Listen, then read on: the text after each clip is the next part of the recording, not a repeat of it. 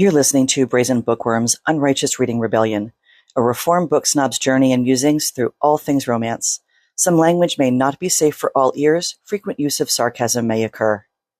We're super excited that you were able to join us because we know there's a huge time difference, and thank you so much for coming on with us. Thank you for having me. It's exciting. It's very exciting. So we have some questions. We're gonna roll with it and see what we come up with. We usually have a plan, and then the plan usually goes off the rails somewhere around 10 or 15 minutes in. Great. I'm big on tangents. I think when my husband listens to me talking to my friends, like no conversation is ever finished or even sentence. So the Sounds squirrel right. mindset. Yep. Start talking and I'll say, oh, squirrel. Yeah. So we're used to that. It's probably style. So Sara Madderson is joining us, and she is also Elodie Hart. And we're actually today visiting about Elodie's books. So I don't know if you have to do something to slip into alter ego Elodie, because I'll just rip off my clothes. I didn't know if there was a different background you wanted to put on that was a little more dark, or like a sex club. Hey, I should have brought the wine upstairs, I guess. But you could have at least worn a collar. I don't know. Right? Or a wimple, right? I'm not even wearing a crucifix. It's bad. That's so we're we're talking about Elodie's books today, and just some quick background on who we are. We're the Stalker Sisters. There's usually four of us, but Susie has a younger spawn, and had to go get her at school. And we just like to chat about all the books that we love. So we've all read both of your Elodie books. We've read Unfurl and we've read Undulate, and we were like talking. It's like, we need to get Sara to come on and talk about these books because they're amazing and a big departure from the books that you usually do. So just a real quick background. I found you right before Unfurl came out. So that was actually my first introduction to either Sara or Elodie was Unfurl. That was your first book. I'd been following you for stalking you for a while, because Very that's on what I brand. do. I tend to stalk and watch and listen, and then something will grab my attention, and I'm like, ooh, what's that? Shiny things. And Unfurl was the shiny thing, but actually, no, I gotta back up. It was the CVT. It was before it was like Thanksgiving or Christmas time. The Sound of Music Captain Von Trapp fanfic. Oh, that's right. That was the first thing I read. Because Ron, you found me through The Rest is History, right? Because you were so sweet. Actually, I found you because of A Manny for Christmas. Oh. I actually started with Manny for Christmas while Tammy Beck was reading the Rest is History, and she was like talking that up, and I don't have time. I was between releases for Avery, and I'm like, I have this much time. I'm gonna read Manny. In love with Max. And she wouldn't stop talking about it. So that's like, you guys gotta read this. I have to read that too. Julie, how did you find Sara/Elodie? I heard about A Manny for Christmas, and then I didn't get to it. I think it may have been your TikTok that really pushed me to read it. This book is so spicy that I needed to make up a new pen name so my parents never find it on Amazon. Elodie. She's dirty. My FNC is 22. She's got major Catholic guilt and baggage issues, and she's never been with a guy properly. And her older neighbour, who's 36 and owns an adults club, comes to her aid. Turns out the club has a program called Unfurl, which is all about helping women like her blossom on their own terms. And boy, does she blossom. There's also a lot of priest roleplay in this. Clearly I have issues. And the epilogue is so long and so rude that I called it my very girthy epic-logue. I hope you enjoy it, and I'll see you in hell. I have a major presence on TikTok. I have no presence on TikTok at all. So one person has seen one video. I have 10 followers under Elodie's name. Well, it was before it released. Maybe you posted it in your group or page. Or I probably did. But I was like, that's looking fine. So we all came to you different ways, which is cool. And I must have seen your books in a group. Actually, it was probably Avery's group. It might have been Lucy's, or it might have been Lucy's. Yep. It was Yeah. one of those. I think Avery very kindly reached out to me, and that was the first time we'd had proper contact. She did a giveaway of Manny for part of her 12 Days of Christmas. Yeah. Okay. Yeah. And then Ron wouldn't shut up about it. So Well, I wouldn't shut up about any of them because I true. read Manny for Christmas, and then I read The Rest is History, and then I read Unfurled, and then I read Undulate, and then I read all of the Sorrel Farms. and I love them. I love it all. Thank you. That seems to be how we find everybody, though. It's like someone will find somebody and read something, and then we talk.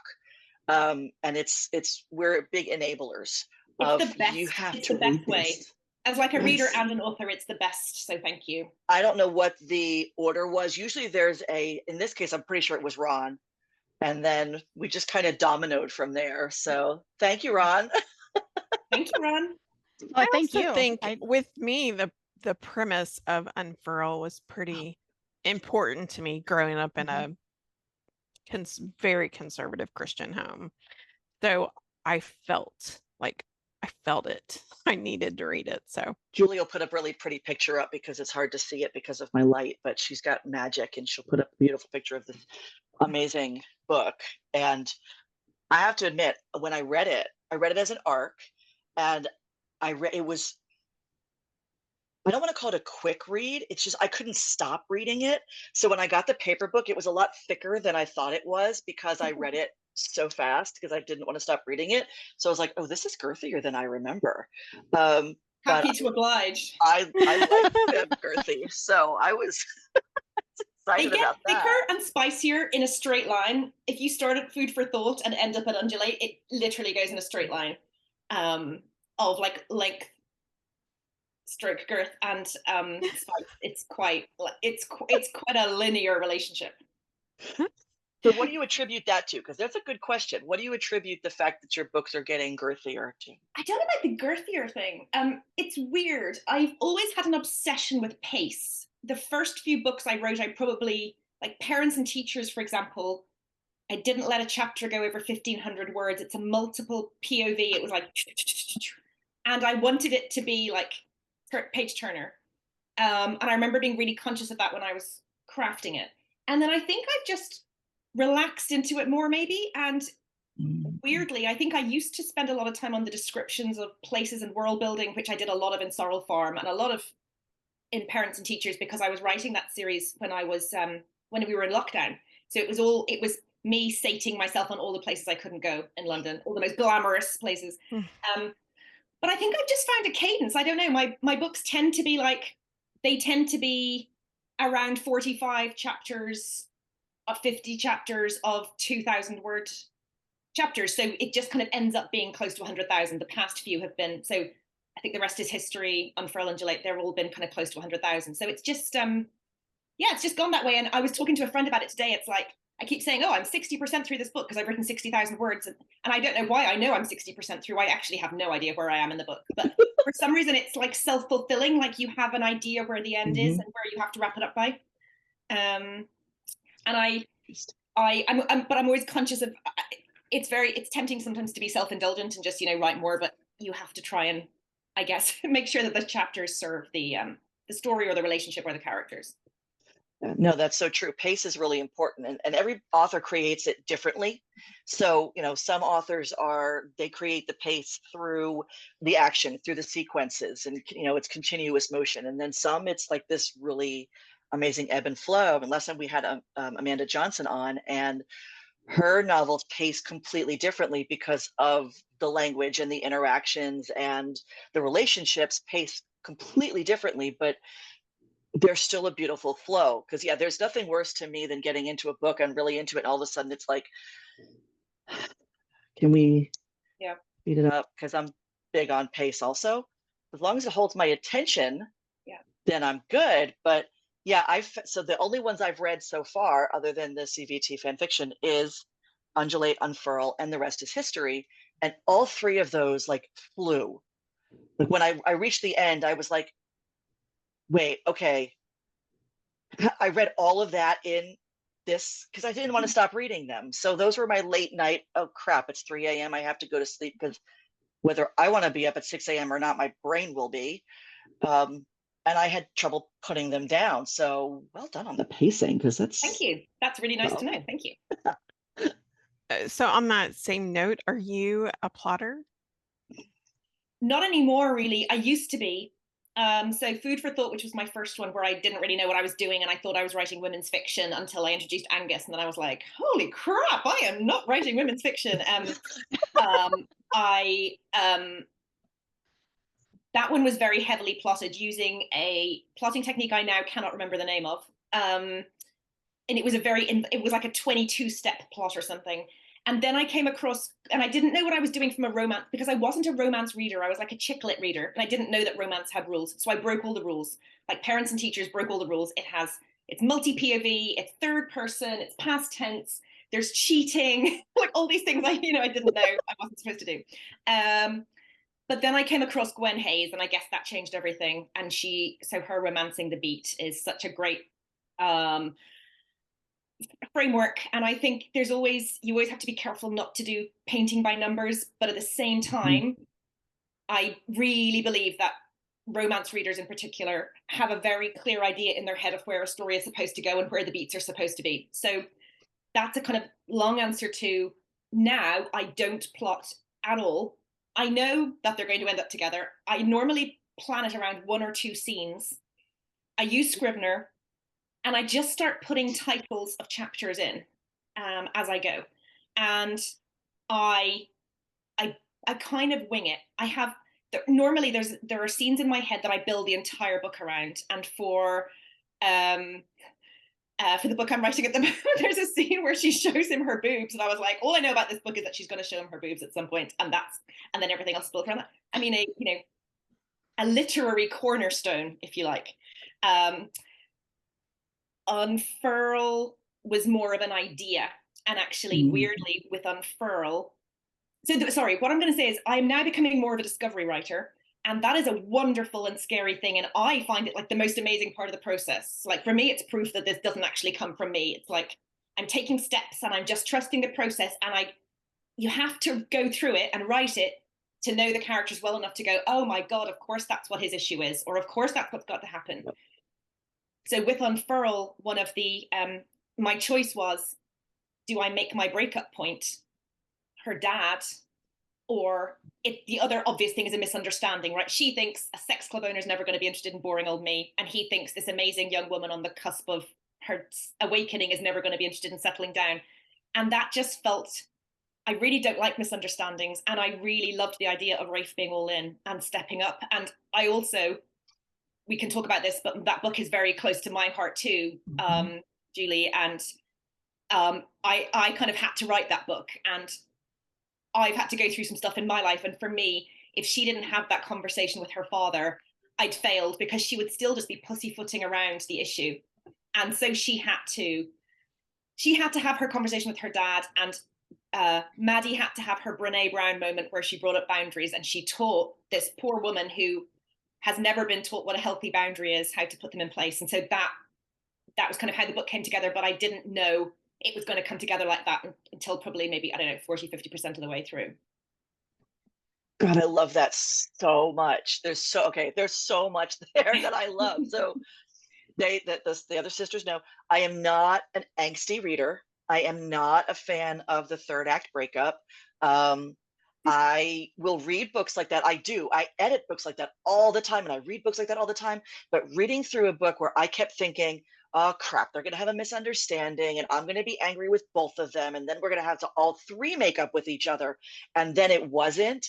That to me was like oh God, my heart is intact and happy, and I am a happy reader, and I wanted to say all the same things to her dad, and I was so happy that the third act breakup was with him and not them.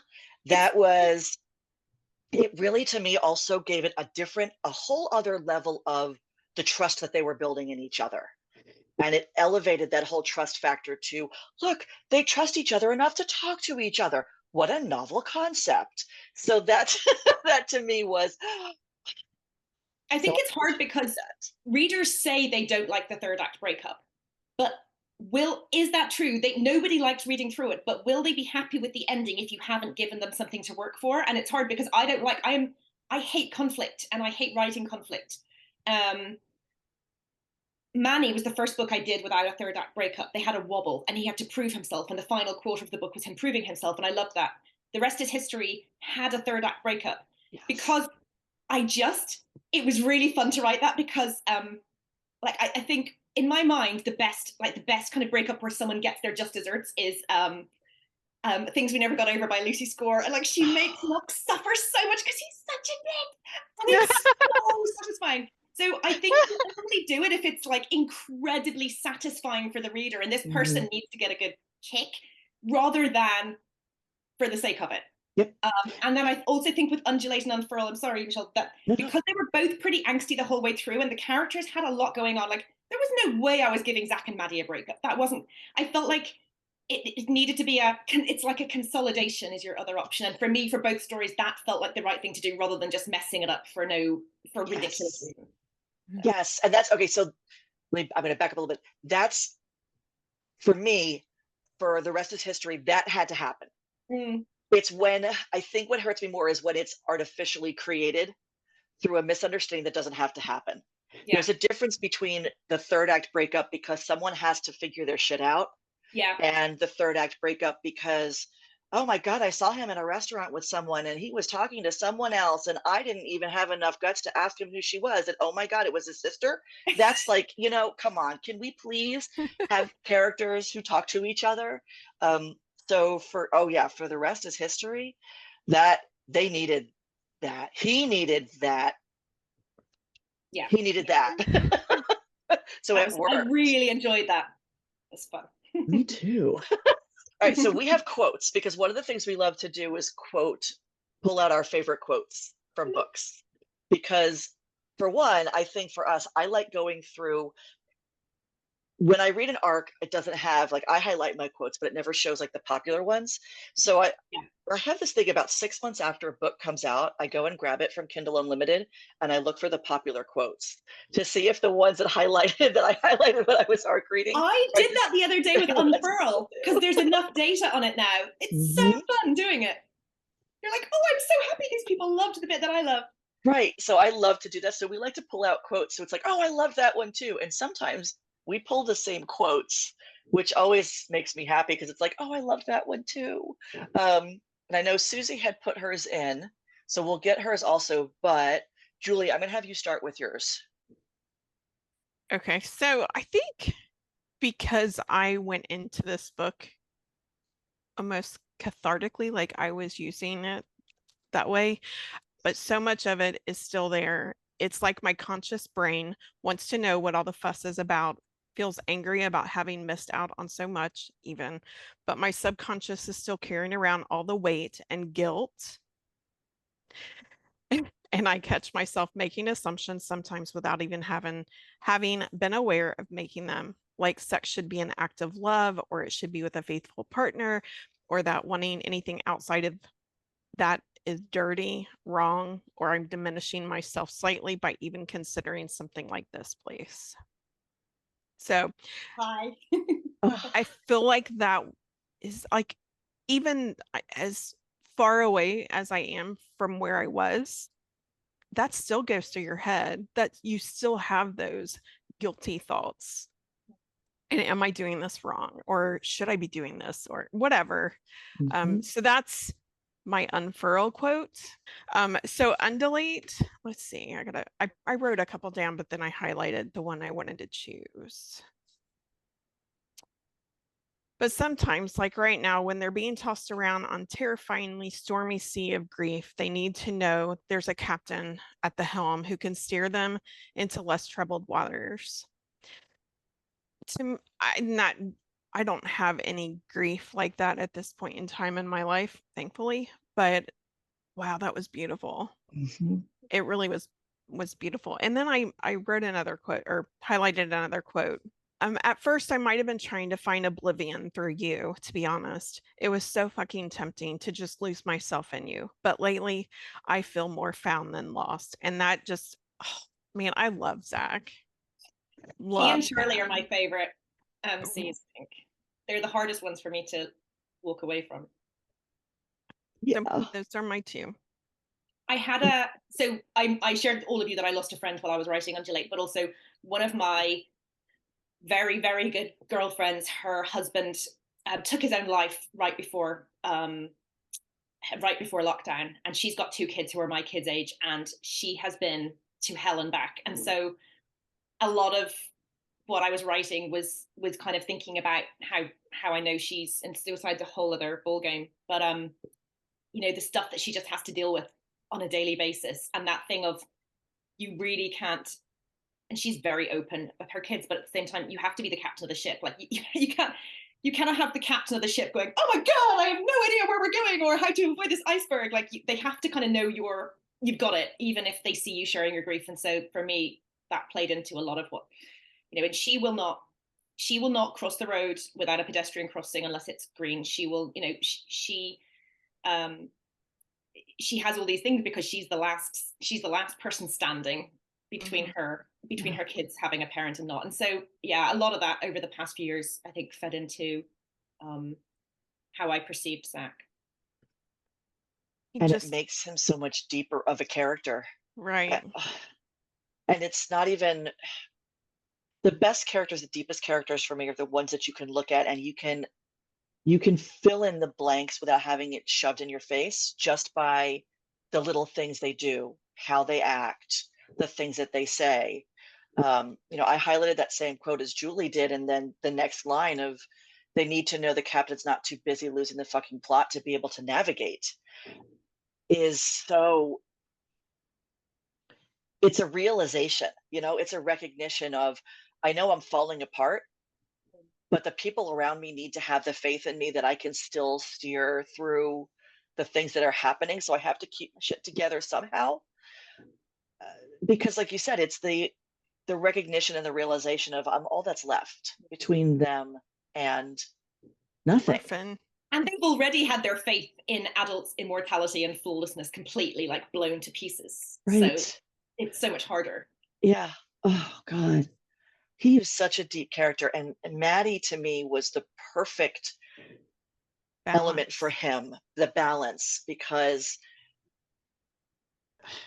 just so many levels of what she had been through, how she had been raised, what her expectations were, and what she was willing to do and what she saw in herself to be able to be what he needed, was a recognition of, just a really deep recognition for me, that we see people one way, and sometimes they even see themselves one way, but when they know that they want to be something else, how things change so that they can be is really valid and very deep and very essential to their storyline, to their plot. And for me, it was Zach's story. It was in the way that, Unfurl was Belle's awakening. This was Zach's awakening. But Maddie, the whole premise of romance is that you're better together, right? And Maddie stepped up. Like she didn't see herself that way. But she stepped up for him. Yeah. And her personality, I mean, not only did Zach need it, like, to free himself, but those kids needed someone that was charismatic and attentive to their concerns or their sadness or their happiness or what. I mean, I think she was absolutely needed for those kids. It's funny because I think that I had a very frank conversation with a friend of mine who arc read this, who lost her dad age 10. And I don't know her. She's a recent friend through the book world. So I didn't click that she had that background, and she found the book really triggering. And she didn't call me out. She called Maddie out. And I was like, oh, well, that was actually me. So you should be blaming me. But she said, there's a bit where Maddie's like, I thought the kids would be these little ghosts who are kind of grief stricken, but actually they're just kids. And yeah, they've lost their mum, but you still show them an ice cream cone and they can still get kind of unequivocally excited about it. And she called me out on that, and she said, I think that's, I think you're belittling the grief, and like, there's no way, you never get over it. And she's looking back on it from a lens of, only now that I'm an adult do I realize how deeply messed up I was, how deeply this impacted me. Yeah. But then we kind of workshopped it together, and I ended up not changing it that much because she backtracked. And so I was thinking about my friends' kids who not only lost their dad, but lost their dad under such horrific circumstances. And they, I was thinking it was supposed to be a compliment to them, back to their resilience. They can coexist. You can coexist on different levels of consciousness. And I remember Claire Kingsley putting a post up right before her launch. It was the Christmas one, saying, I am so excited about my launch, and I am still so devastated and still in survival mode about my husband. And those two can coexist. And so that was what I was trying to get across, that children are capable of this incredibly pure joy in the moment that maybe we adults are less good at.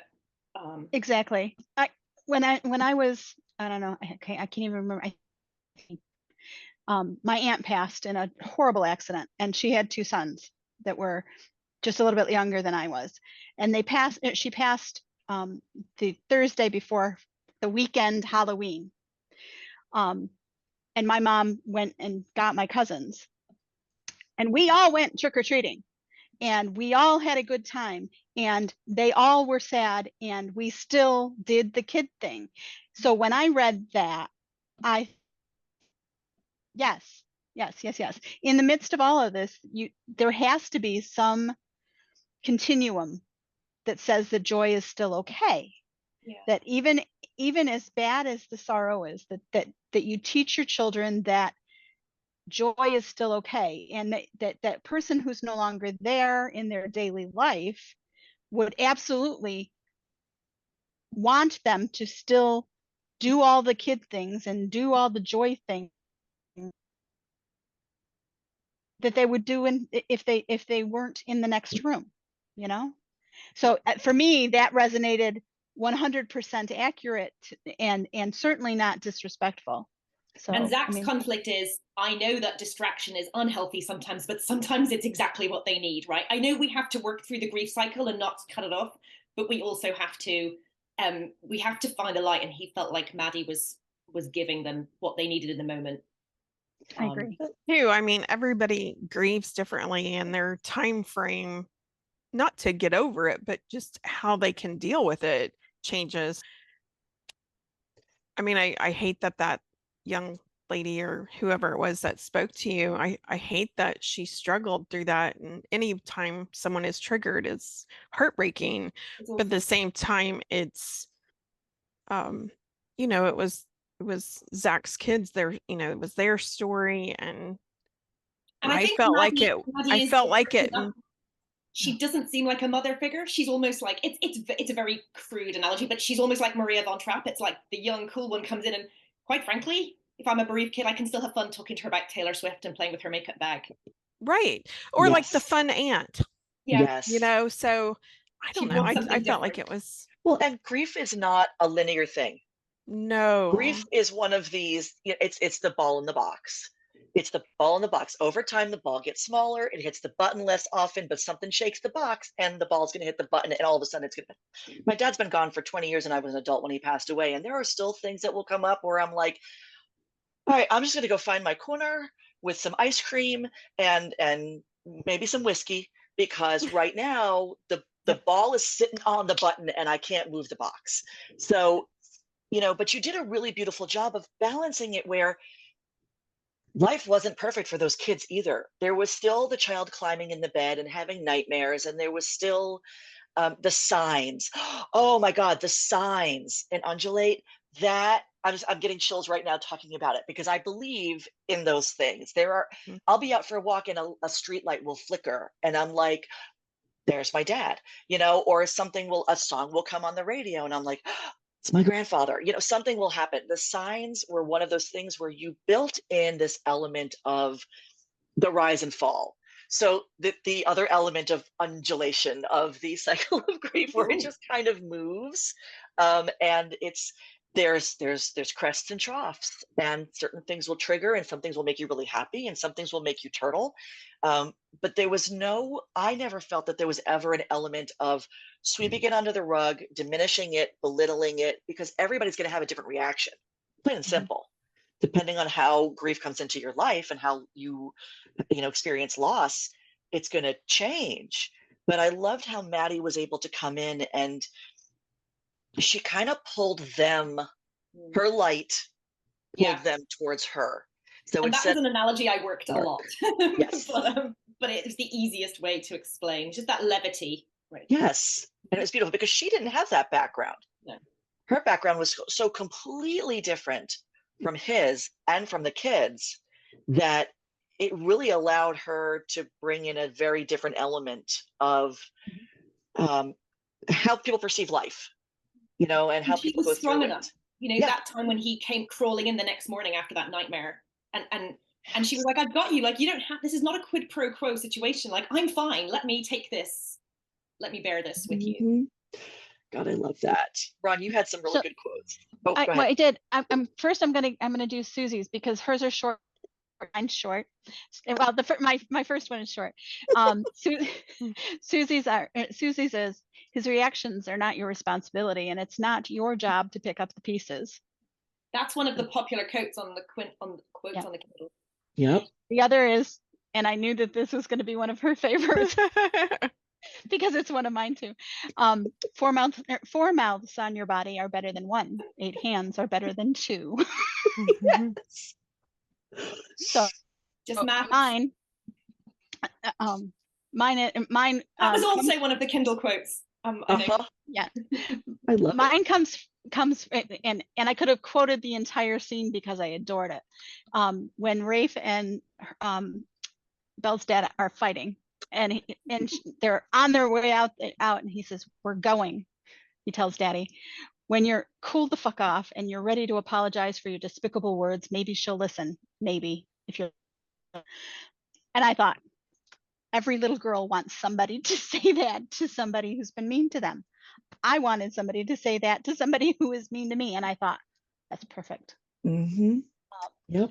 The one from Undulate is long, and I apologize. Well, I don't apologize because it's an awesome quote. And it actually is early in the book, and it starts. I'm gonna just give Zach's lines. It says, "I don't know what the slaves get out of it. Like people like Maddie, it's a lot to ask." I know what you're gonna say. "Hey," I say, and he manages to meet my eyes. "This isn't me taking one for the team. This is literally my ultimate fantasy. I joined this place so I could be used in all the best ways. I want to be up there for that on that stage for someone to claim me as their prize. And then I want them to take everything from me and to get their money's worth. It's such a turn on for me. I want some predatory, hungry fucker to claim me and strip me and mark me and dominate me and work me really, really hard. So don't you worry about me." And I thought, yes, go Maddie. I love that she owns what she wants. That is so key to Maddie's character, that she owns who she is and what she wants. The power in that. But I think that it's essential for the dynamic between them too. To say, look, I think you're hot and all of the things, but you can't think of me as a wilting flower, And I think that sets up that dynamic of that gets them going right from the beginning. And she's kind of like, she sees what it does to him, but she doesn't quite know how much of an effect it has on him when she says that. Because I think I say something like, "Oh, there's a look on his face," and it's not kind of, it's not horror, it's not like judgment, it's something else, and it's clearly he's just like super turned on. As if he can't believe it. Or as if he can't believe I just admitted to all of that, or he can't allow himself to believe I mean it. Yep. I love that so much. I think through the whole book, I was like, I want to be Maddie when I grow up. Have that free spirit. And it was a lot of fun to write because I am Belle and I was brought up and I am still fighting Belle's battles. And I put at the end of my author's note, but I remember once on a Goop podcast, there was a sexpert, Peggy something, and she was saying to Gwyneth, I see girls these days and everyone is taught how to be sexy, and girls at a scarily young age are taught how to be sexy and be sex objects, and you're just not taught how to be sexual. And for me, that I always remembered that quote. And so that was kind of what I wanted to achieve with Maddie. What if she kind of came to be this way just from having a healthy upbringing and working out?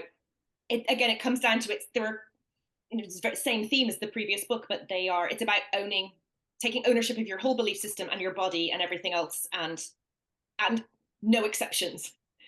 Exactly. Because we're taught to be sexual for other people. Yeah.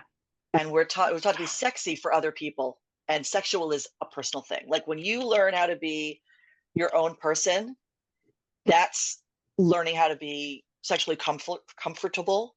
But when you are being sexy, that's for someone else. Yeah. And I think there's that deep ownership of the difference there of that. And I saw that so much in both books. And there's such different characters.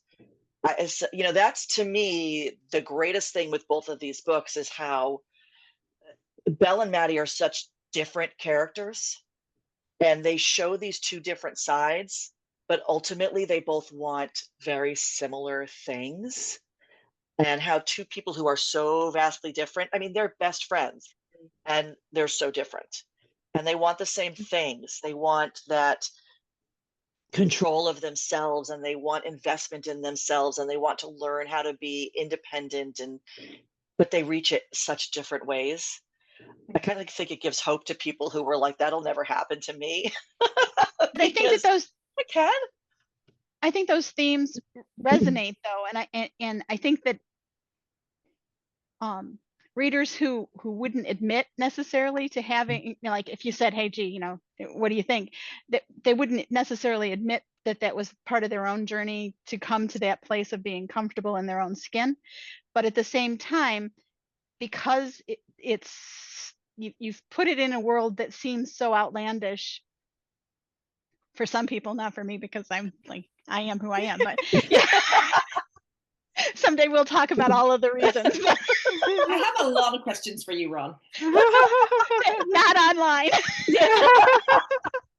But I think that when readers come to it and they've got all of this repressed stuff that they wouldn't ever admit because of all of the reasons, I mean, all of the reasons, we all have reasons, but you've put it in a world that seems just fairy tale enough, just unbelievable enough that they can try it on and consider what it would be like to take just a little bit more ownership of their own autonomy. And that for me, that resonates, and it resonated in both of the books. And that the language is amazing, and I gush in all of my reviews because I truly love the framework, but to give that little bit of, I don't know. I think we know. Agency. Yes. You give just a little bit of agency to those ideas that in a place where other people wouldn't necessarily be able to feel empowered to that.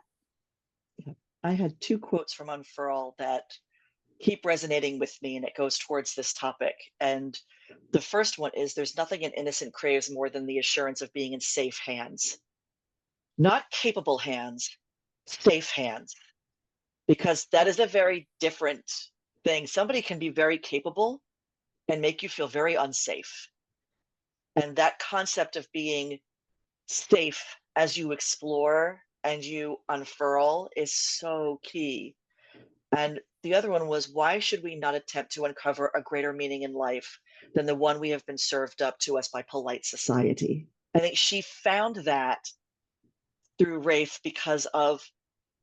not because of the club he owns, not because of his background in whatever in education, but because of who he was to her, because he was able to keep her safe, make her feel safe while she discovered all these things about herself. And that was such a key for me, was not so much look how much he's teaching her and look how much she's learning, but look how safe she feels while she's doing all of this, because Belle's got stuff to overcome. She's got a lot in that history and that background, and moving through that could have been really dangerous and really detrimental in the wrong hands. They could have been capable hands, but would they have been safe? I think that's why the aftercare scene is actually my favorite scene in the book. That and the Maddie Boundaries, Brene Brown pep talk. But that scene wasn't even going to be in there because it was more going to be like they hooked up, whatever, and then they took the action through to the shower. But given that I am basically Belle, it's funny that you say that Rafe's a safe pair of hands, because I think until then he was capable, and it was almost like he didn't read the room. Like, he was like, we have these boundaries, I was just going to walk away because that's the protocol, and we don't blur lines, and even though I wanted you since the second I saw you. And it's fun because she needs aftercare, but she doesn't know how to articulate it, and she thinks it's a failing on her part, and she's slut shaming herself. Yep. And this guy's just, done whatever all over her, and he's just left her because he's clueless. And it's not until he sees her reaction that he's kind of startled into action, and then he handles it beautifully, and it gives them both the freedom gives her the freedom to trust him, and it gives him the freedom to tell her how he feels. And I think, ironically, he's been holding back because he doesn't want to freak her out, but she needed to hear that. And so that's when the entire dynamic changes. So I loved writing that, because I loved writing the bit where she's like, he's such an idiot, he's behaving like he was all over me, and now he's behaving like he's got a clipboard, and I'm being the stupid child, but he's so hot, and it's so unfair, and I'm this kind of, I have no idea what I'm doing here, and I'm this stupid, innocent virgin who doesn't know how to be cool and play the game. And he's besotted with her and is trying to hold back. And so I loved writing that scene. And that's that safety. That's that growth for both of them. That's the turning point. Yeah. Like I said, it's for me too. It was that turning point up. of, yep. Oh, here we go. Here's the development of the real relationship. Here's when things are going to start to become the personal side of it. And also more equal, because I think she felt like it was very unequal.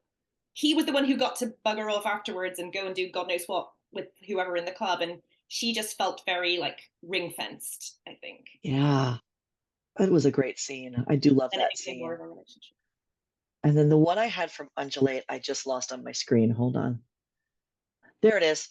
My insistence on beating myself up, as he puts it, for missing standards to which no one else holds me accountable. I kind of felt like you were talking to me. Was that Zach? No, that's Maddie talking about how he is saying to her that, let me see if I can actually find the story, because there's what goes around it is really key, but it's, let me see if I can find it. All right. Talk about something else while I find this, because I have to find it now. I know, I think we've talked about it, but I'm going to ask because not everybody knows. How did you make the decision to put Alchemy in name? In a different pen name. So it was a very not a clear-cut decision, and I think it's been the right decision from for my readers, but it's not the easiest decision commercially. I have this kind of idea about how you need to stay in your lane, and your readers need to know what they're getting from you. And I knew that this would be a departure in terms of spice level and also tone. I wanted it to have a different tone. There are authors like, Sierra Simone, who I will fangirl over for the rest of my life. And there's a lot of that kind of darker romance it's very zeitgeisty, and it's very popular, and it's all over Book Talk, and it's all over the top of the charts. And I love that. And I wanted to know if I could do it, if I had it in me. And the pen name was born to make sure that none of my readers felt violated because they were expecting food for thought and they got like an orgy. So that was kind of that was the most basic thing. Also, because Unfurl, I knew it was going to be like incredibly spicy, incredibly kinky, very far out of my comfort zone, and incredibly anti-Catholic. My mum reads my books. My mum knows I've written this, and she knows that I have a different pen name. She knows what they are, but it means that Amazon was never going to serve them up to people in my family, and then they were automatically going to one-click them thinking it was my name. I also couldn't afford to do a totally anonymous pen name because I'm just not established enough as a writer to start a new pen name from scratch without leveraging any of my bookish community. And what was interesting was that when I talked to my readers about it, everyone got very excited about the book. And then obviously my reader group was very much behind me, and they were on the journey with me. And then when I launched it for my ARC team, I gave everyone the opportunity to opt in or opt out. And I think everyone but maybe 2 or 3 people opted in. And then those 2 or 3 people ended up either changing their mind or not doing the ARC, but reading it and then coming onto the Undulate ARC. So I was very interested in how elastic my readership was in terms of enjoying both both genres. And it's not a name to hide behind. You know, I'm very open that it's my pen name, but it is interesting because it is a different persona. And I do feel like a different person when I'm writing it. And I'm writing a Sara Madderson book at the moment. And after 2 Alchemy books, it's really weird to be writing a kind of light, frothy rom-com. And so for me, I think it helps to delineate in my mind what I'm trying to achieve. And I can kind of get into the style of Elodie. And I really enjoyed, one thing I very explicitly wanted to do with that pen name was not just kink and spice, but also to just have this kind of, it's very decadent. You know, you just mentioned about how it's in a world that's slightly apart. Like, I just wanted it to be incredibly grown up and luxurious and aspirational. And, you know, I wanted everyone to be wealthy and glamorous. And I've always had this theme in all my books that all my characters are successful and wealthy and they're all type A. And they all kind of live in these gilded cages where they have issues, and they're all rich people issues, but they're still issues. And I really find it fun to write behind scenes of people who seem to have charmed lives.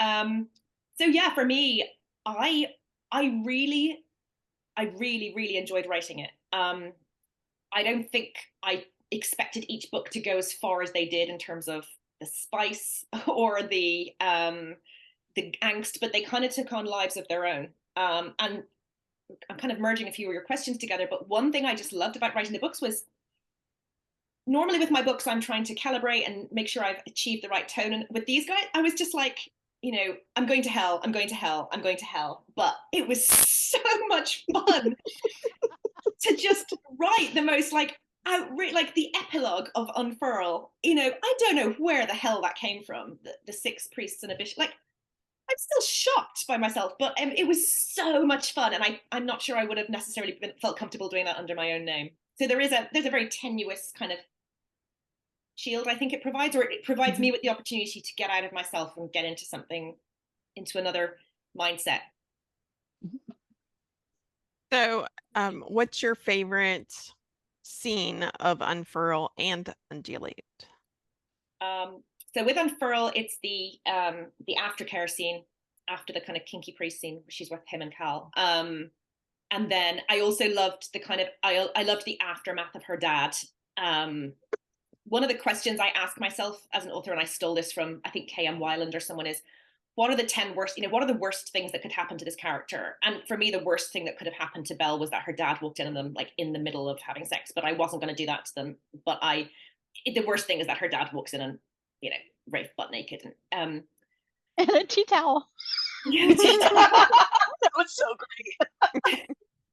And then the Maddie kind of opportunity. It's so fun, you know, it's so fun having a character be a mouthpiece for some of the life lessons that you feel you've come across too late, and to try and spell out, you know, the stuff that your character just needs to have drilled into them. Also, weirdly, I mean, I do write linearly, but actually, I said I normally base books around a scene, but for me, Unfurl started with the first page of Unfurl was the first idea for Unfurl. I wrote those first page or two where, just a page where Maddie's, or Belle's just saying, like, I want a bite of the apple, I'm sick of it, I'm sick of the craving, I'm sick of the push-pull of temptation and terror, I just want a bite of the apple. And that was what I wrote, and that kind of formed, the whole book came out of that. I love that. I did find the quote, and I was thinking of 2 different quotes in my head. So yes, that one is, the one that I read is the one where Zach is talking about what his therapist told him. And it's him, he's at the session with his therapist, and his therapist says, he's harping on this insistence on beating himself up for missing standards to which no one else holds him accountable. And I kind of do that every day. This dog, yeah, Julie's laughing at me, and she knows. That resonated with me because I was like, oh, we're just going to ignore the fact like that no one cares. Newsflash, no one cares. Yeah. Just you. It's just me, I know. But, you know, it made him very human, which to me was looking at this, because he seems like he's, you know, he's got it all together, but he doesn't. And it resonated. So that one was kind of like, he should actually just be surviving. He should just be putting one step in front of him. But for him, and I'm very like this, it's a slippery slope.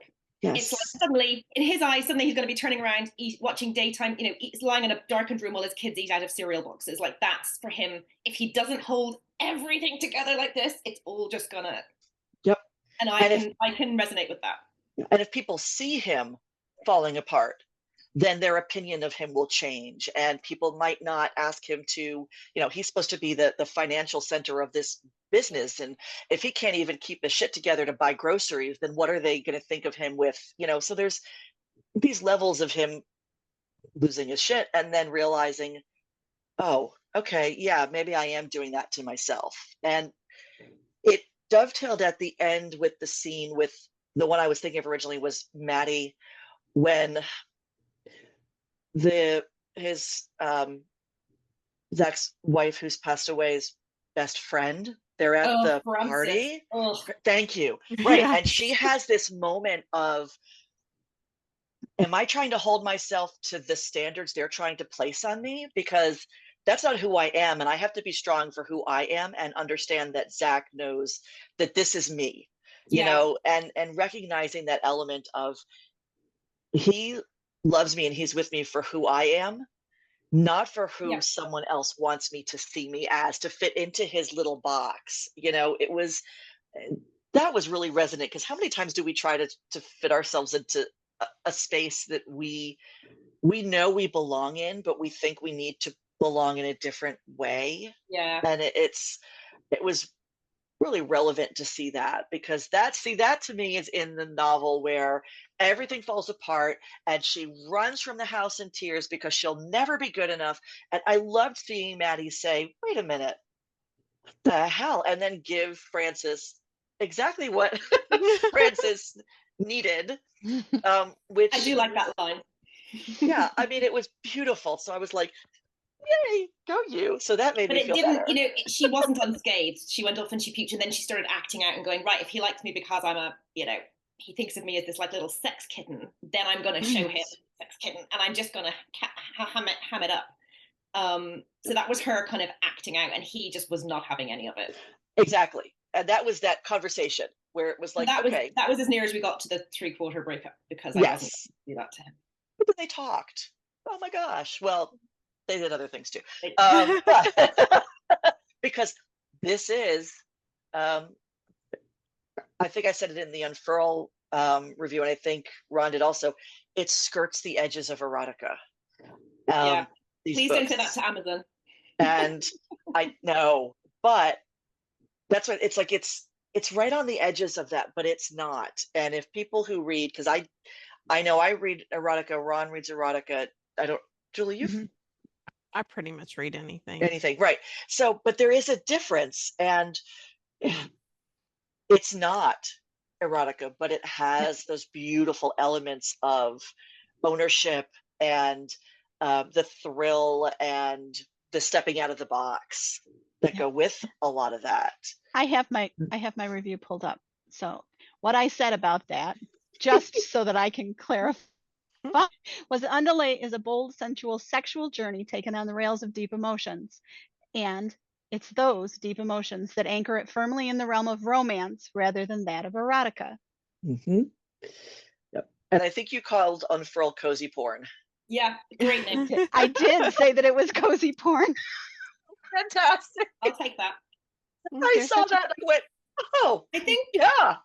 I mean, I don't want to be called erotica for advertising reasons, obviously, because the bots will not be happy with that. But I think I don't mind how dirty it gets, as long as there's a reason for it, and it's elevated. And I wanted to try and elevate. I guess that when I was trying to describe what I was trying to achieve, the feel of things I was trying to achieve through Elodie, it's that elevated. Everything's elevated. The sex is a mechanism for like elevated feelings and big emotions and big life lessons and all of those other things. And then the whole backdrop is elevated because everyone's stinking rich and very glamorous, and and you do that really well. And the whole cozy porn thing came because they mislocated you on Google. Oh yeah, that was so funny. And all of your listing got hooked to a cozy mystery That was so funny. Yes. I've stopped caring about that particular. So that's the reason that's the reason Very I good. made the joke of calling it cozy porn. Well, I think it's also a compliment, because the thing to try and achieve with these things is you want to keep the balance between heat and heart, and you don't. And I can't really do heat without the heart. Like it doesn't do it for me. I need that kind of gooey bit as well as the really hot bit. Well, that's what makes it so emotional too, is that deep emotional element that comes with it, where there's a purpose for it. It's okay. There's the squirrels in the brain. So I know you like musicals. I'm into musicals also. And okay, so this is the weirdest thing. When I read certain books, and I'm reading books like this where everything is so intertwined, it's like you think of the musicals of old. I say of old, Guys and Dolls. We're going to talk, and we're going to sing. I'm going to talk, and we're going to sing. And the musicals suddenly burst into song. Right. And the musicals of today, everything is interwoven. It's like they're talking, they're having a conversation, it morphs into song, there's more things that go, and there's never a breaking point where you're like, oh, they're going to sing again. Oh, they're going to have sex again. Everything was so interwoven, where it was part of it was an integral part of the story and woven into it so perfectly that it wasn't like okay, we're going to stand and face each other and strip our clothes off, and now the thing's going to happen. Everything wove itself together. So it's kind of like a modern musical for me, where everything has an element. So thank you. This is me coming off of, musical theater last night. So, but that's everything is so woven together. It's beautiful. I'm catching up on the questions. We were doing favorite scenes. So I did unfurl. Did you want to know my undulate favorite scenes? Yes, please. So it's two chapters back to back. It's I think it was probably, I can't really remember how the book formed in my head, but I think it was probably like the breaking point. So when he randomly goes down on her in the club. When he's just like, there's nothing hotter than a guy who's trying to hold the whole world together, just being broken and being unleashed. And I loved that. And then Drunk Zach, so the one after him, where he's just being so ridiculous and he's so cute, and you suddenly realize that he realizes that she doesn't actually know, what's happened. And his defenses are down, and he's just adorable. And I love that. I was actually worried about the club scene. I was worried if what he did was kind of uncool. I thought it was really hot, but I didn't know if people would come for me and be like, that's not cool what he did. She was there, and she was, ready for anything. But he abused her trust, and I was worried that people would come for me, and so far nobody has. But it was a bit of a blurred line for me. But well, she calls him out a little bit on that too. Yeah, later, 100%. And that, I think, I wouldn't call you out on it anyway, because the situation that she was in, that's exactly what she was expecting. It was kind of, well, and she called him out on it. So yes, a reader doesn't need to. Yes. And actually he was surprised because she called him out on it, but then she was like, you should have asked me. And he's like, well, I didn't, because I knew you'd say no. And she was like, well, actually, I wouldn't have said no. So it was the fact that he thought it would be better to seek forgiveness than ask permission. Which probably wasn't his finest moment, but I loved the fact that he was just so like insane. He kind of just went into full, because he went into that room and he was so judgmental, and he was like, how can people do this? This is so base. Like, he's such an intellectual snob, and he's also a kind of emotional snob. And he's like, my feelings at the moment are very lofty and they're worthy, and I've lost my wife. And then you've got all these people just like shagging left, right, and center. And how can they do this? They're like animals. And then he kind of finds himself descending, quote unquote, to that level. And then I write, I think one of my favorite lines is something like, I now know this to be true. The basest pleasures of the flesh can like overcome the most elevated emotions of the heart. And for him, the fact that it's basically oblivion and it's kind of like therapy is a total revelation for him. And it's kind of like, he thinks he's way above that. He's judgmental, he's got that Catholic background, he's judgmental, and he has to reevaluate everything he knows to be true. And I really find that fun. But I think for me, oh, sorry, Ron, go ahead. No, I think that she calls him on it makes it okay valid. I mean, makes it an important component of the story, because they had to have that, yeah, I said I was up for anything, and there's still a You still have to respect me. right. Yep. But Ritos don't have to call you out on it because she called him out on it, for one. Yeah. But I think it lends a really interesting element to him because it was her. I don't know if he would have. I don't think Zach would have done that with anybody else. I think it happened because it was her. And it she's so shows surprised that when he tells her that. He's like, I didn't go in there randomly. Like, it was you. You were driving me crazy, like with that dress and the tassels. And she's like, oh, because she said, you could have done it with someone else. And he's like, no, that it was you or no one. Right, exactly. So it wasn't like he was just up for it. It wasn't like a free for all. It was her. And it goes to, I think, his feelings towards her, that possessiveness and that want and that need. So it made a lot of sense for me. She kind of had thrown down the gauntlet right in the beginning with the quote that I quoted, was that, this is what I want. This is exactly what I want. Give it to me. Yeah. But and he did. Don't be shady about it. Right. Just tell me. So what was the most difficult part of each of the books for you to write? So for me, in Unfurl, it was undoubtedly when her dad, having to confront her dad. And it was interesting writing it because I think I mentioned this in the reader group a few times, but when I was writing it, I almost had like a physical reaction. I felt like I had a virus. I was shaking, I was headachy, I felt sick. It was like I was detoxifying, and I felt I had to have a kind of confrontation in my own personal life over something not remotely as kinky or interesting as that, but over something else where I needed to draw a line on the sand where nothing else had been, where something had not been drawn. And it was, I told you, I'm a good girl. I don't confront people. I stay quiet and I people please. And for me, like doing like, your entire nervous system like gets shot to hell when you have to do that. And so that was the most difficult thing to write. And having to confront her dad afterwards, just absolutely terrifying. And then once I'd written it, it was like I was a new woman. It was weird. It was like therapy. It was like I'd shed layers. It was really, and I'm glad I, dug deep, and I feel kind of bad commercializing something that, it was a difficult, but then at the same time, there's also something very satisfying about that as well. And I've had lots of feedback from readers and from people who didn't read my books before, who found it and who said, thank you, I needed this. It's like therapy. I felt like I was alone. I felt like I was a freak.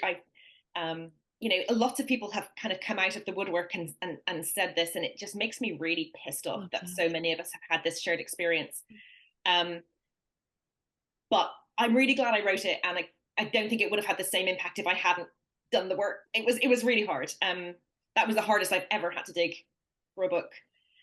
And then Undulate was supposed to be a kind of like hot widower, and then my friend died, and that was incredibly hard because, again, I felt guilty. I felt like I was kind of using something as a literary mechanism when it was just very real and very raw and not remotely sexy. Nothing about the situation of you're losing your spouse is, it's very, it's awful. And so I found just the process of writing that really hard. And I think one of the hardest chapters to write was when Nancy has her nightmare and Zach is just lying awake in the middle of the night. And I know this from my friend who lost her husband. I don't think that was 4 years. I don't think she's had a single night alone in her bed since. And that just kind of, again, I knew it had to be done, but just writing it was just like, it just felt like walking through mud. It was so horrible. And just thinking like there is nothing worse than being alone at 3 a.m. with grief-stricken kids and feeling like you are totally alone in the world and nothing makes sense and there is no end to their pain and it's not linear. You don't know if it's going to be worse the next day and so it was just really depressing.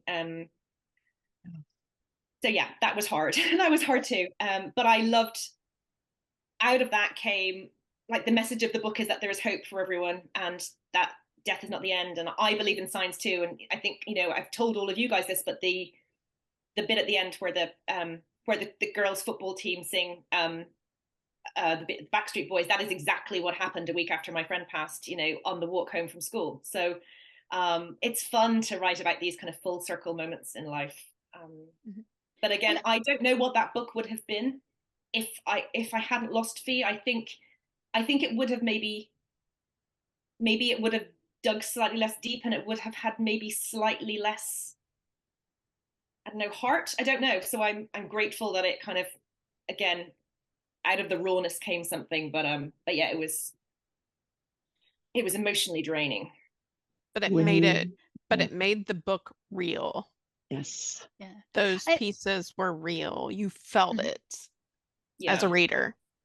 I know that we both share an affinity for Brene. Yes, we do. And- I know. and I as love I- when you quote Brene. And as I was reading it, well, in both books, it, you know, we've talked about that it was therapeutic, and that you know, it feels like you're working your stuff out through the story, but you're also making it okay for other people to do that, and it really does have that undertone of Brene Brown. I'm going to own my stuff. I don't like vulnerability, you know, but I'm still going to own it. Yeah. And I think that that's important, and I think that that's why your crossover readers, the readers who are solidly Sara Madderson readers, are making that leap easily, because you have that same heart, even though it's exponentially hotter and it's dealing with darker, potentially darker themes. I think that there's a commonality there, that you make people feel seen, and you make it okay for them to feel what they feel where they feel it, and that's a gift. And I for all of your feeling bad about therapy on the page, keep doing it. Thank you. That's such a lovely thing for you to say. Thank you. There's something very genuine in the writing when you allow yourself to write the book that you really want to write, rather than the book that's in front of you. When you allow yourself to deep dive into it and just give yourself permission and leeway to write it, even if it's not what you originally intended it to be, it comes across as so much more genuine and authentic. And the connections that come from a book that you allow yourself to write, there's no substitute for that. As a reader, for me, you can tell when something is on the page that's genuine and heartfelt and not contrived, that's truly authentic. There's such a deeper connection with the words and the characters and the story when it's that authentic. And I could Right. tell. And it's a hard place to be, but You nailed I it. appreciate you for doing Permission. Permission is the perfect word. That's what I was trying to think of when I was talking about it being liberating. I had to give myself permission. And again, it comes back to the whole thing around sex and everything else. No one's ever given me permission to do anything, and you have to work out that nobody's ever going to give you permission. You are the only person who needs to give you permission for all of this stuff. And it's kind of like you have Stockholm syndrome after it. It's like the cage is open, but you have no idea, and you're in a cage of your own making. And so at the end of the day, you are allowed to put those words on the page. And I love that you said that. And I think I've loved that process with both those books. Once you get over yourself and you give yourself permission to just roll with what it is you're feeling, it's actually quite exhilarating in a weird way. But I think that you give your readers permission too. I mean, by owning it yourself, you're giving your readers permission, and that keeps it from being salacious. I mean, you're think normalizing it. I think that's really important. I think I had in my upbringing so little normalization of anything. Nothing was normalized. I grew up in Ireland in the 80s, where 98% of the population was practicing Catholic, and divorce was illegal. There was no one who wasn't white. There was no one who wasn't Catholic. Like, nothing else is normalized. So it's having to. So I'm a really big believer for my kids as well, and just in the more you can normalize anything, and particularly in mental health, if you can normalize stuff for people, that's half the battle. It's I've got these symptoms, or I'm having these struggles, and that's really awful in itself, but it's normal, and that takes away half of the worry that I'm I'm not a total freak. People need permission. Sorry. Yeah. Oh man, people need permission to drop the stigmas.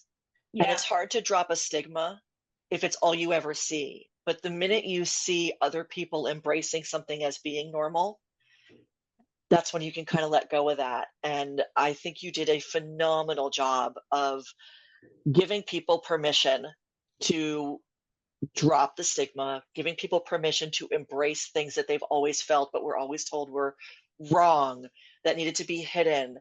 And you did it just by giving yourself permission to dive into what you were feeling and put it on the page.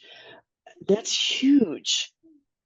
But I think for you. me, I feel Yeah. like it allowed me to know I'm not alone, and that the feelings that I have Yes. Yeah. or how I was raised, I'm not alone. There's other people that feel the same way that I do. And you're not your refusal or your decision to reject what you were taught as fact, which is actually just a culture or an opinion, that you are not, it's not a failure. Like I am not a failed Catholic. I am a recovering Catholic.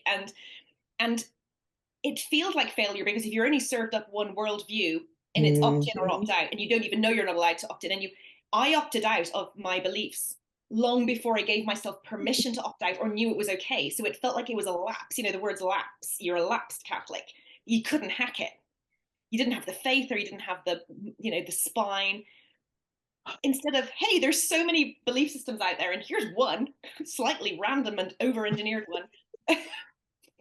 And it's an opinion, and yeah, it's so messed up, and it's a lot of us are in our 40s and 50s, and we're only working it out now, and even if we know it intellectually, it takes a lot longer for it to sink in. So I'm still working on it.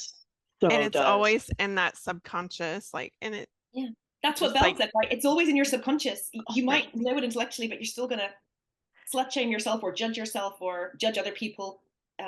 Second guess. If it's right or wrong, and if it's wrong, then someone else. If you're right, then someone else must be wrong for doing what they're doing.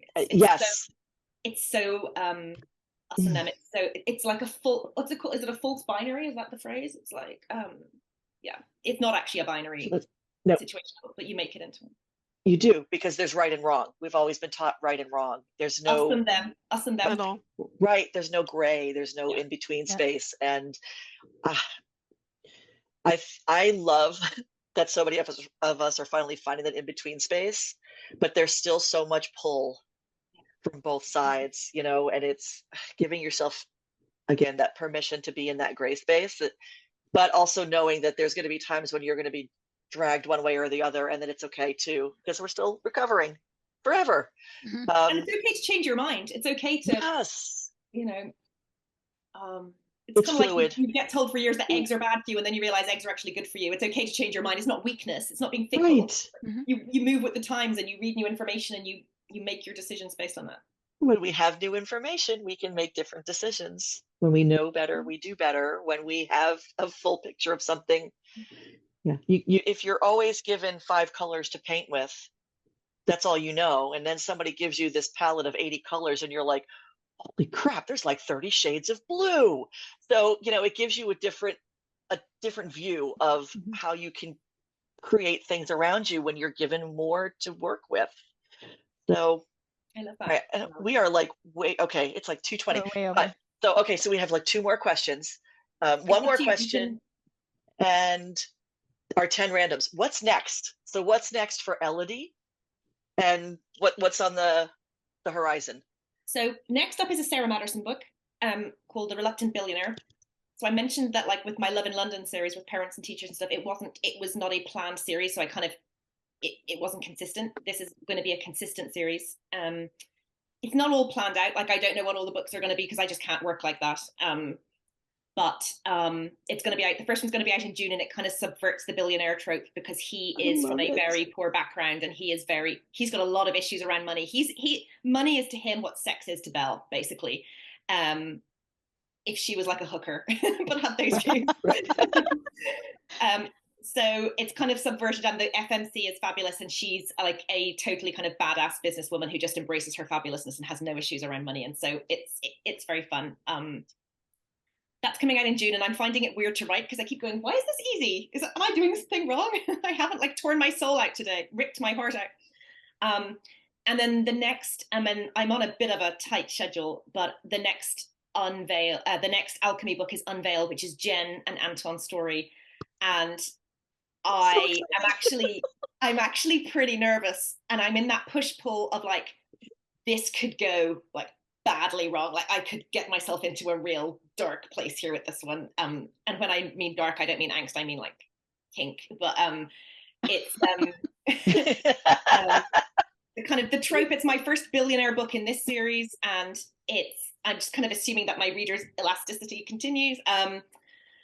And Jen's a real enigma, because she's such a kind of Hitchcock blonde. She's so glacial and perfect, and in my head she's kind of like a mix between Betty Draper and Rebecca from Ted Lasso, and she's all pulled together, and I think it's going to be really fun to undo her. And Anton, I think, is going to be a total twat, who I will have to find a for.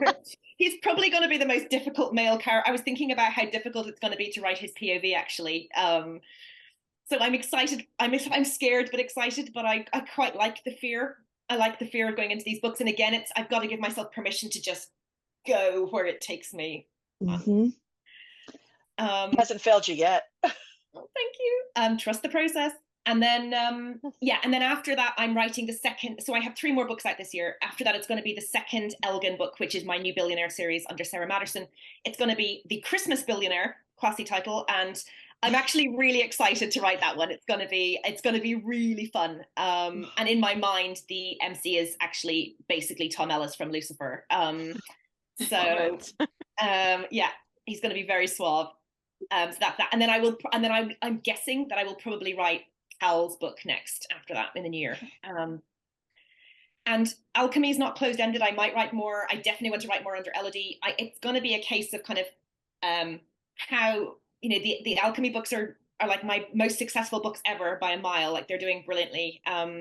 So, and the feedback has been amazing. So it'll kind of be a mix of a commercial decision and a mental health decision. And the dark, glamorous stuff is like, I don't see myself getting sick of that anytime soon. And I feel like I get bored easily. So pushing myself as a writer and trying different things is part of the fun, right? So yeah, I see those two, Alchemy under Elodie and Elgin under, which is the name of a very fancy street in Notting Hill. Elgin is going to be a very open-ended series because it's set in a like very, very fancy block of flats. So there can be a high turnover of residents. So yeah, let's see how we go. I am so excited about all of that. So I think we're all here for that. And so anything you need, you know, our creators, we're you know, giving, but we're. I love having you guys on my team. Thank you. You are so, you completely, you know, you guys and my other readers have just transformed the entire journey for me. So I feel like I'm part of a team, and I have this incredible, I feel very held by these amazing women who are like smart and warm-hearted and funny and incredibly insightful. And I feel very nurtured and supported by you all. So thank you. Oh, you're welcome. Thanks for having us along for the ride, because it's been a ride. It's been great. But you know, you're right. And Julie will again put up her magic for your reader group, because I have. And I think the audio recording for Unfurl started today. I think he started recording it today. I think Will started recording that. When you put those names up, I was like, oh my God. I had like goosebumps, and I was doing a little happy dance. And Julie and Ron know I am like addicted to audiobooks now. And there are narrators who I fangirl massively over. Some of them, when I've met them, I don't even remember meeting them, because I was just so in this haze of, oh my God. And Willott's one of those where I have a feeling if I ever actually met him in person, Julie would have to remind me that it happened. But because that's happened. Apparently he said to me that it's his first super dirty book that he's done in a really long time, so he's really excited. But also he and Kylie did a series of books, Indebted, together, and so he said they've got some really hardcore fans, but I've never come across those books before. So they're both very excited to be doing it together, which is fun. And you'll probably find a very different world opens up now that you're putting them into audiobooks, because audiobook fans, we can be a little rabid about wanting the next one and getting excited when we hear who's going to be doing the narration and picturing in our heads as we're rereading. And so I'm super excited for you on that, because that is another step that a lot of authors don't take is the I never thought it would happen. I never could have done it on my own. It's so expensive to do it right. I would either do it right or not at all. It's a super massive time suck. I would have been like trying to cold call these narrators. Podium are like, incredibly like a class act, and they've been amazing. So I am so grateful. They bought the rights to the first 3, and then we'll see after that.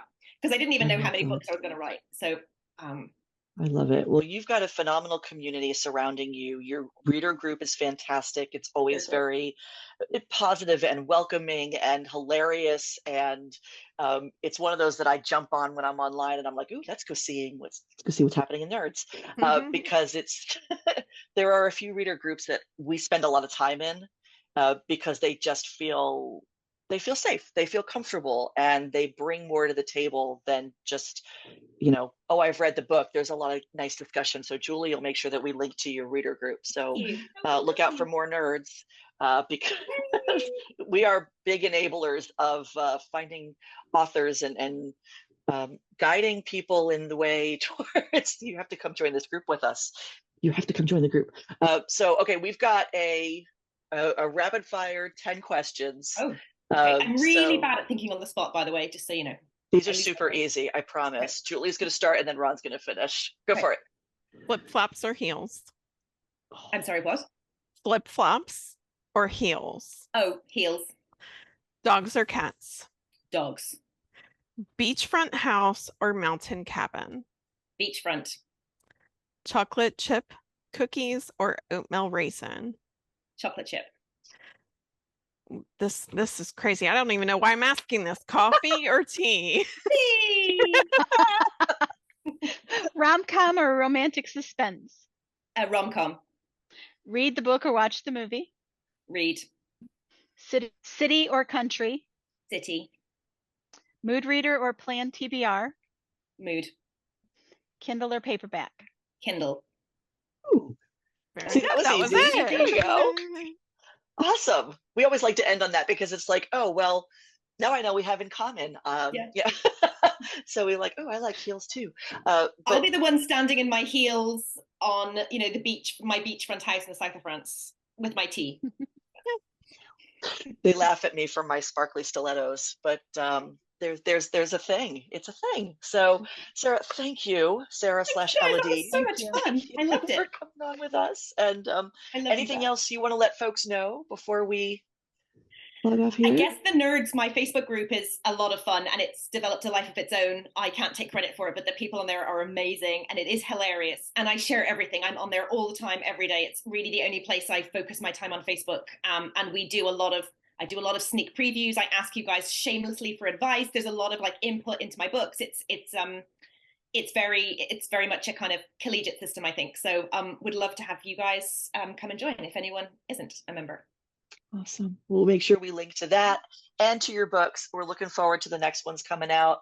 And jump on anytime. We'll probably touch base after the next couple of books come out and cool. Thank you. Chat some more. And if you're going to be in the States at some point on the East Coast, I know. Let us know because I'm still hoping that this Scotland trip is going to happen for my husband, and that'll give me 2 weeks in the UK. And I know that you are spoken for next year. You're coming to the States for an event next year. I'm right? Denver. Denver. Excellent. And we're putting in dibs on you for 2025 for Charm.